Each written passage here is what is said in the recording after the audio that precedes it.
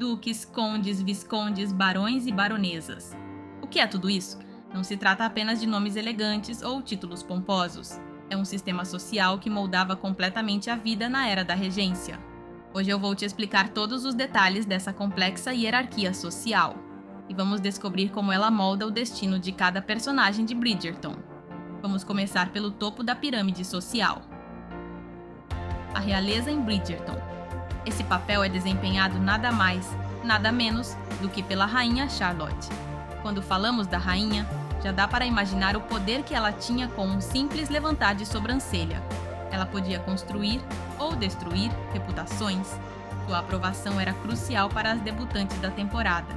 E isso não é apenas um capricho dos roteiristas da série. Na vida real, o favor real podia mudar drasticamente o destino de uma família inteira.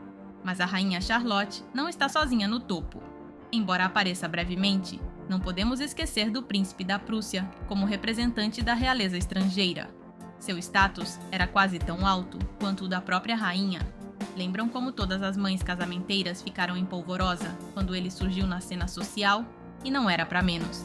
Um príncipe era o sonho de qualquer debutante ambiciosa. Logo abaixo da realeza, temos os duques, a verdadeira crème de la crème da nobreza. E é aqui que entra em cena o nosso querido Simon Basset, o Duque de Hastings. Ser duque não era pouca coisa. Eles possuíam vastas propriedades, influência política e eram tratados como sua graça. Simon, com seu título e seu charme, era sem dúvida o solteiro mais cobiçado de Londres. Quando Daphne se casou com ele, não ganhou apenas um marido incrivelmente atraente, deu um salto gigantesco na escala social. De filha de um visconde, passou a ser uma das mulheres mais poderosas da Inglaterra como Duquesa de Hastings.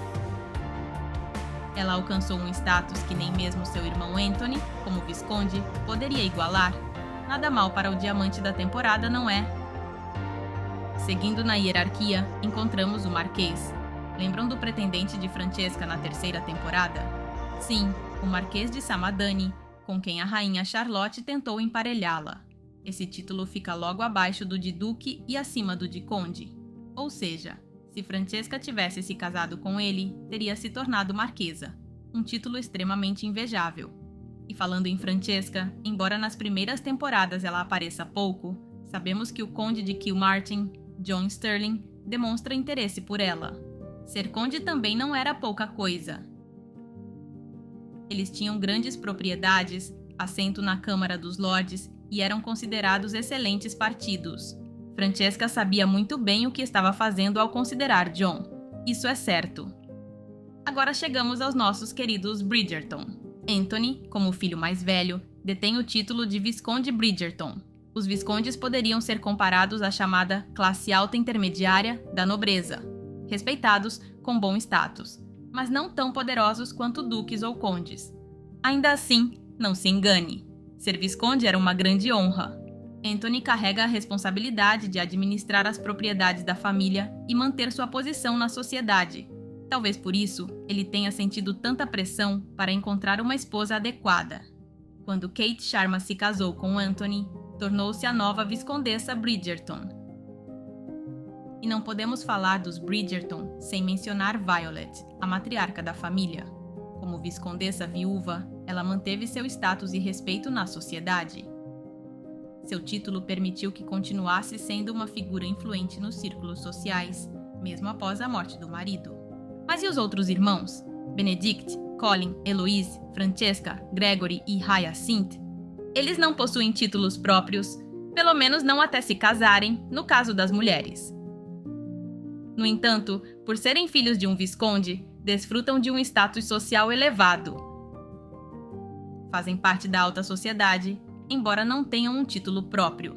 Descendo um pouco mais na escala, temos os barões, como Sir Philip Crane, futuro interesse amoroso de Eloise, ou a já conhecida família Featherington. Um barão é o membro de menor posição dentro da nobreza titulada.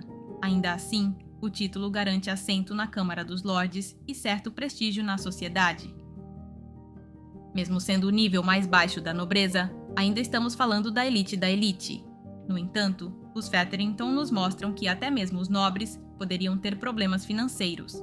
o título nem sempre vinha acompanhado de uma grande fortuna, como bem sabemos pelas dificuldades dos Featherington.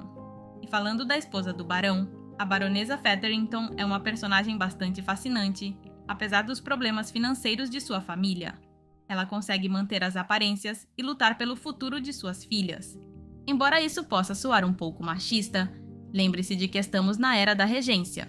Sua determinação em garantir bons casamentos para Prudence, Philippa e Penélope nos mostra o quão crucial o matrimônio era como meio de segurança social e econômica para as mulheres da época.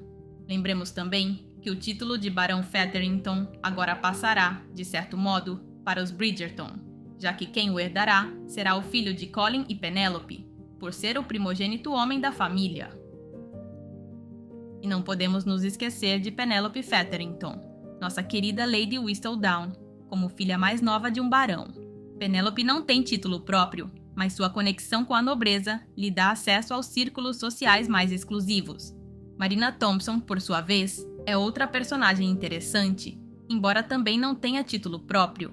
Suas conexões familiares com os Featherington permitem que ela entre na alta sociedade londrina, mas ela realmente enfrenta dificuldades nesse mundo tão estratificado. Depois temos Lady Danbury, uma das personagens mais fascinantes de Bridgerton, que, por casamento, é condessa. Embora estejamos falando de uma mulher com pouco poder formal naquela época, não podemos negar sua influência na sociedade. O que podemos dizer disso? Bem, que o poder e o respeito na alta sociedade nem sempre dependiam exclusivamente do título nobiliárquico ou do sexo. Espere, falta alguém. Temos os Mondrich, é claro. Will Mondrich começa como um boxeador sem título, mas sua amizade com o Duque de Hastings lhe abre as portas da sociedade. E que surpresa tivemos quando seu filho Nicholas herdou o título de barão. Assim, as coisas podem mudar rapidamente na regência. O interessante de tudo isso é que, obviamente, Bridgerton não nos mostra apenas a alta nobreza. Também vemos personagens de classes mais baixas, como os criados das grandes casas. Embora não tivessem títulos nem poder social, eram essenciais para o funcionamento desse mundo. Na verdade, eram a base de tudo. Sem eles, não haveria quem governasse. Tudo isso nos ajuda a entender melhor as decisões e os dilemas que todos os personagens enfrentam. Mas o que realmente significava ter um título nobiliárquico na época de Bridgerton não era apenas para ostentar nas festas, embora isso também contasse.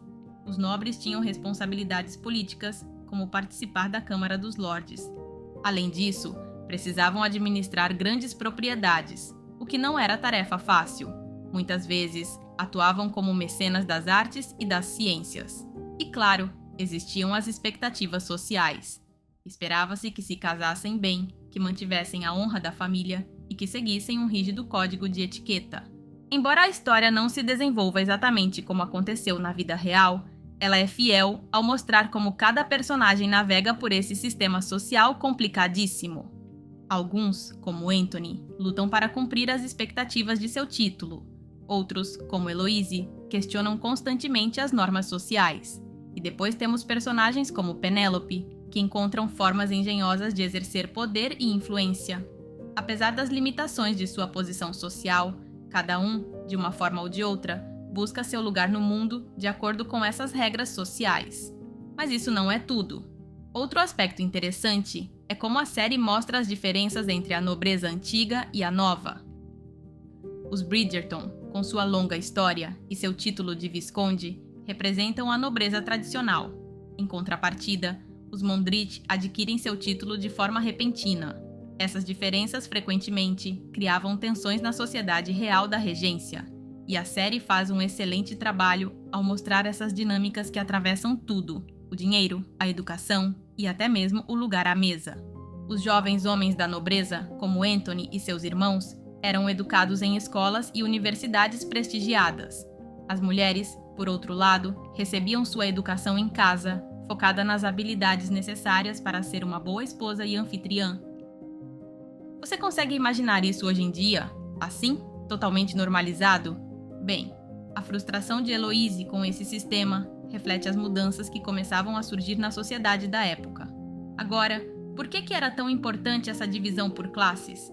Sim, pode soar um pouco classista, mas além de ser uma questão de poder, A forma de vestir, de falar e de se comportar em sociedade era um marcador crucial desse status. Cada detalhe, desde o corte de um vestido até a maneira de segurar uma xícara de chá, podia revelar a posição social de uma pessoa.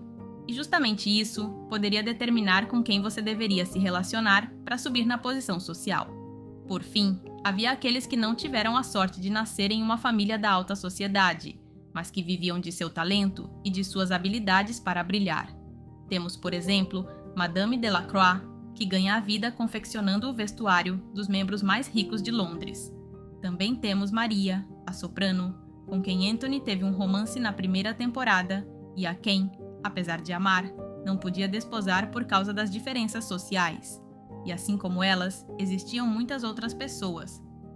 A maioria da população, na verdade, que vivia de seus empreendimentos e talentos, como comerciantes, proprietários de salões de chá e cafés, editores, livreiros, advogados, militares, artesãos, agricultores, entre muitos outros. Então, o mundo de Bridgerton é muito mais do que vestidos bonitos e bailes elegantes. É um sistema social complexo onde o status era tudo, mas onde o amor, a ambição e a astúcia às vezes conseguem triunfar sobre as convenções sociais.